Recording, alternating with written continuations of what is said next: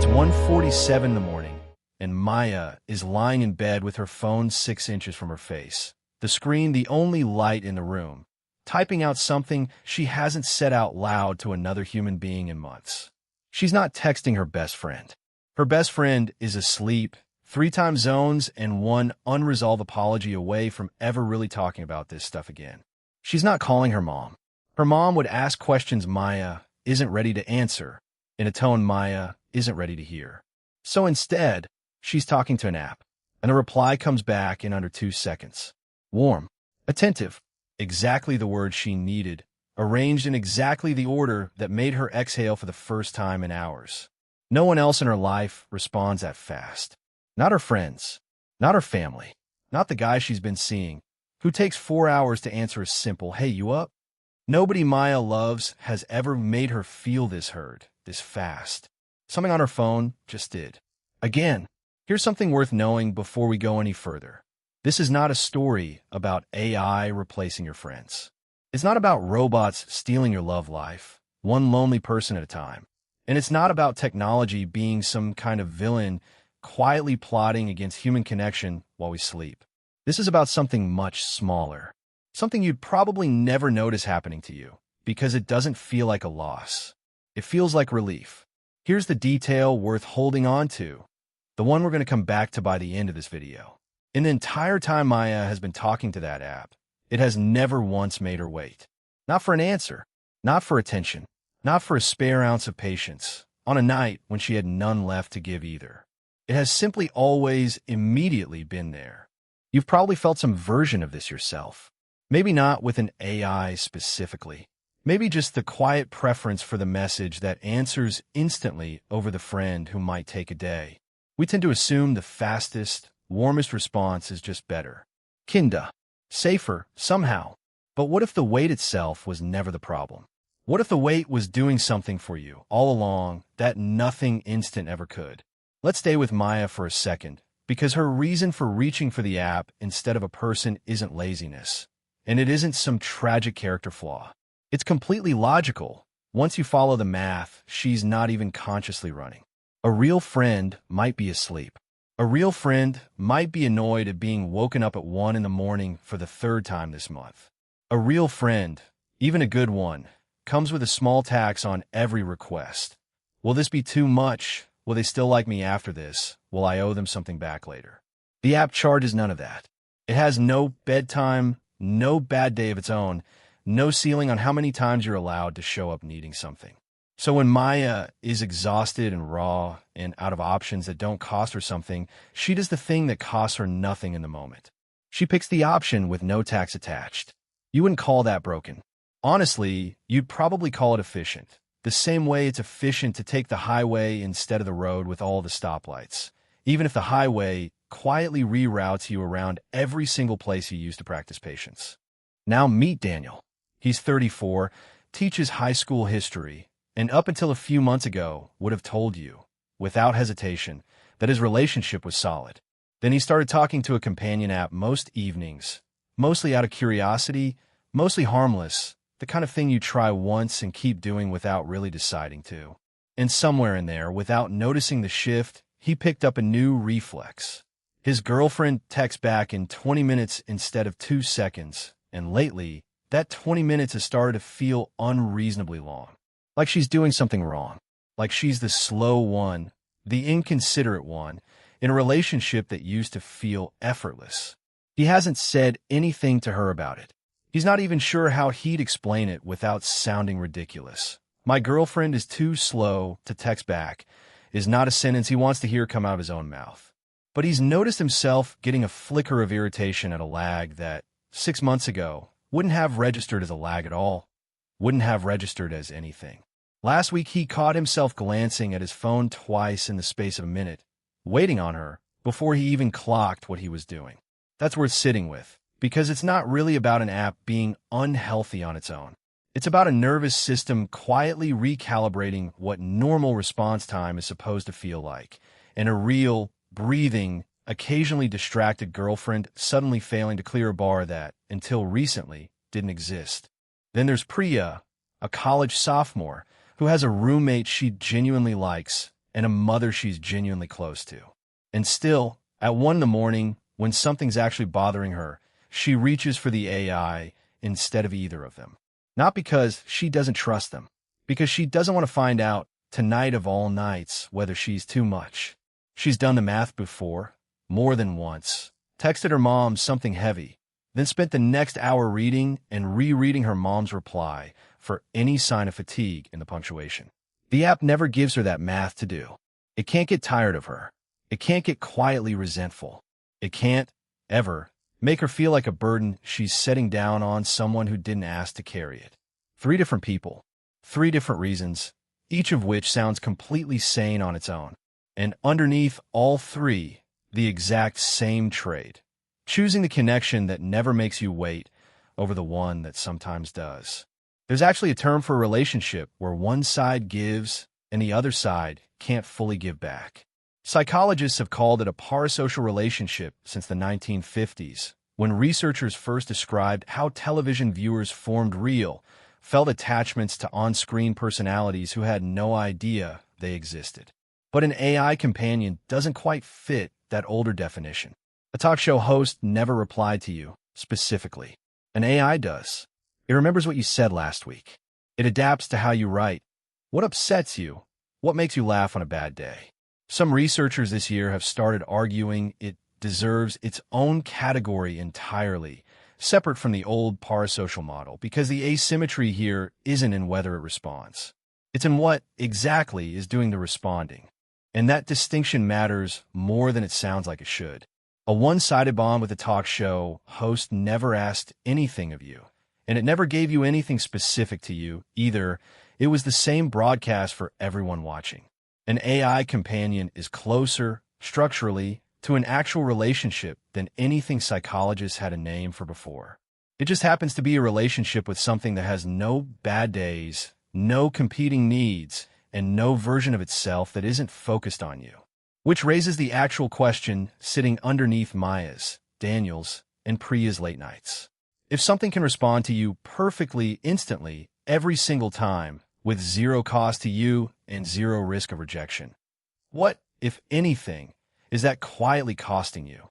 So let's pause here for a second, because we've got 3 people so far, Maya, Daniel, and Priya, and one pattern running underneath every one of them. Not one of them is broken. Not one of them made some obviously bad decision. They just kept choosing, night after night, the option that never made them wait. If you're watching this and one of those 3 sounded uncomfortably close to home, drop a comment and tell me which one. I'm genuinely curious whether it's the late-night venting pattern, the creeping irritation at slow replies pattern, or something else entirely that you recognized in yourself. None of it makes you strange, and none of it means anything is fundamentally wrong with you.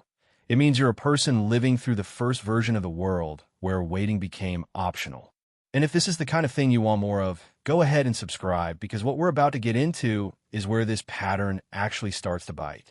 Here's where this gets more serious than 3 relatable late-night habits, because what happens to one person's patience is one thing.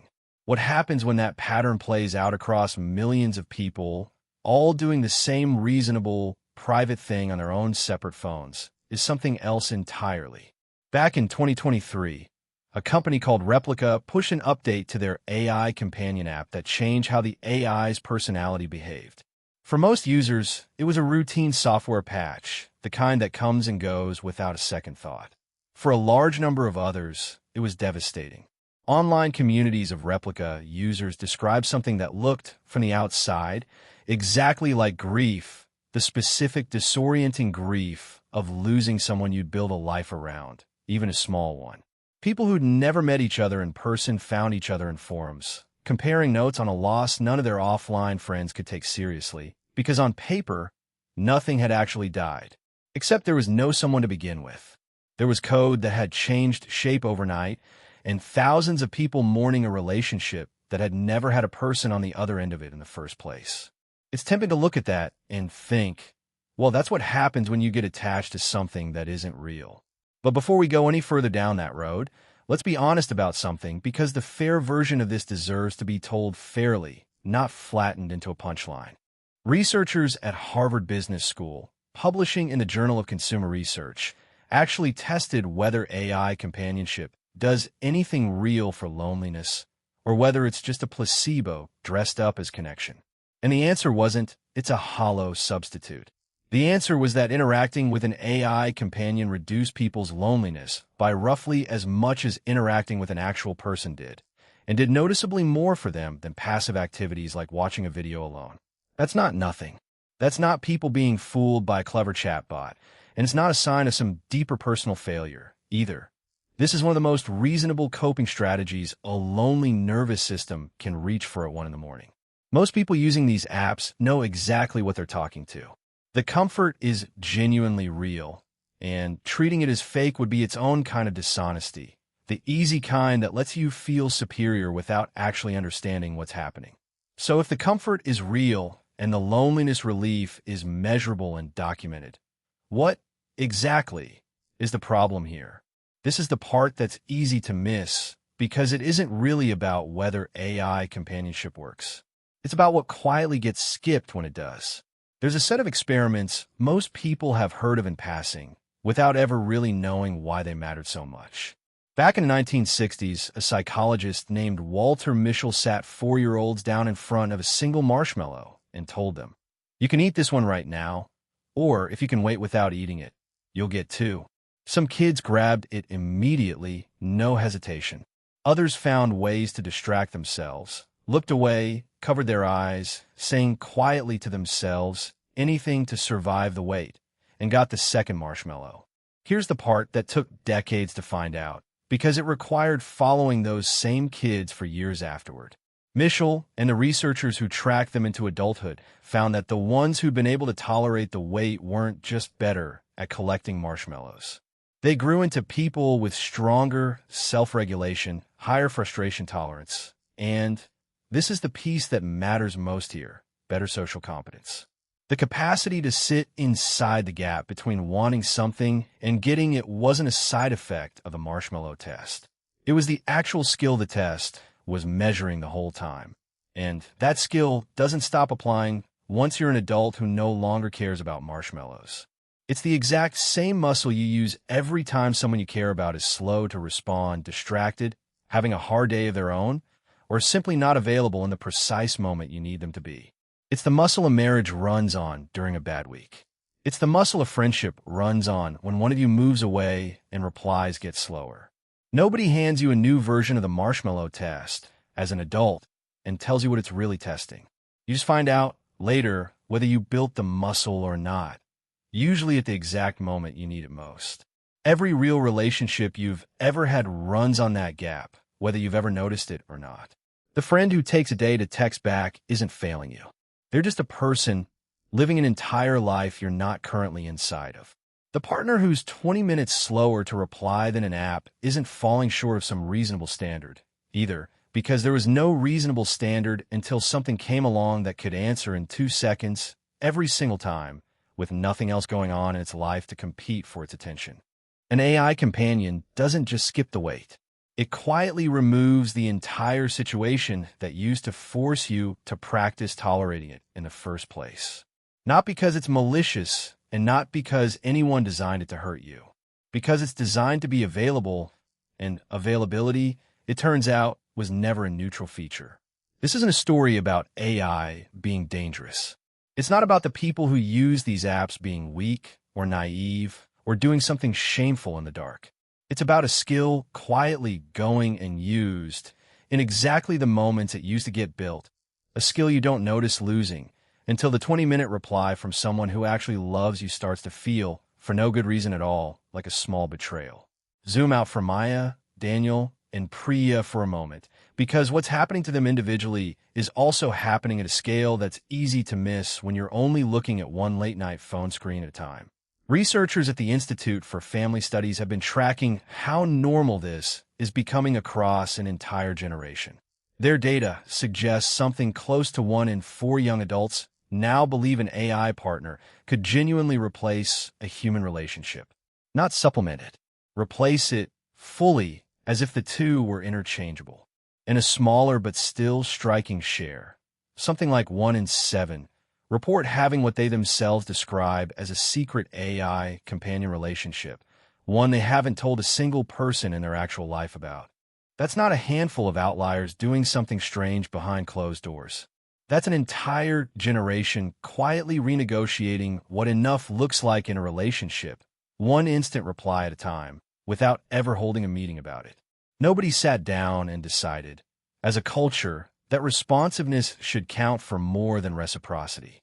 It just happened the way most real shifts happen, not through one big decision, but through millions of small, private, completely reasonable ones, each of them made at 1 in the morning by somebody who just wanted to feel less alone for 5 minutes.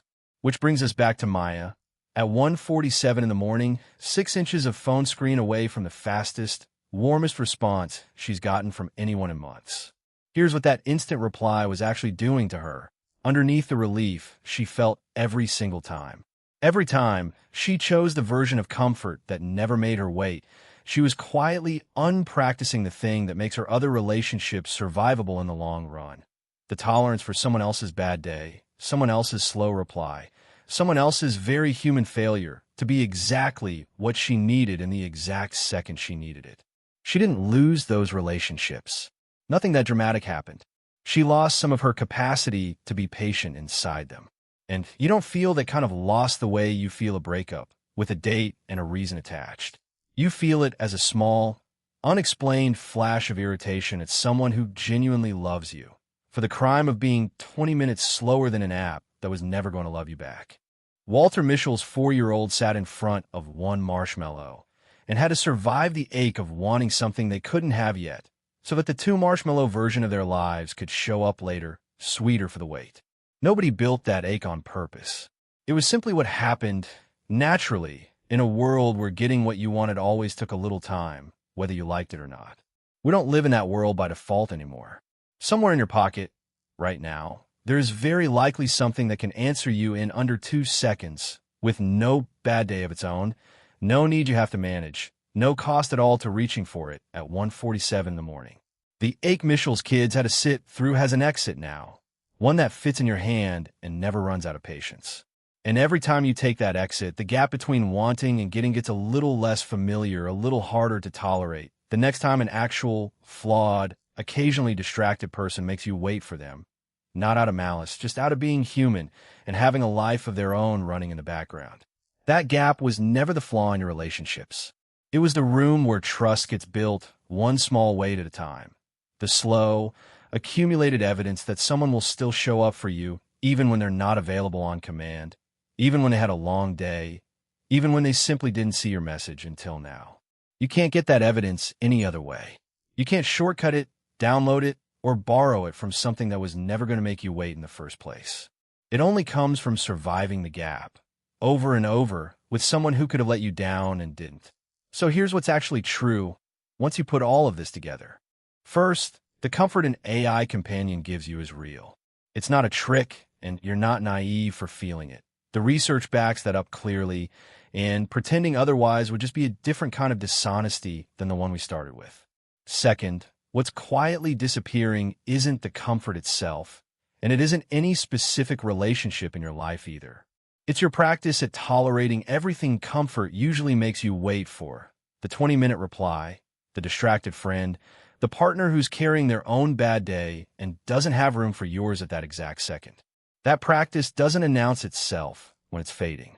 It just quietly gets a little thinner, one instant reply at a time, until a completely reasonable person starts to feel unreasonably slow.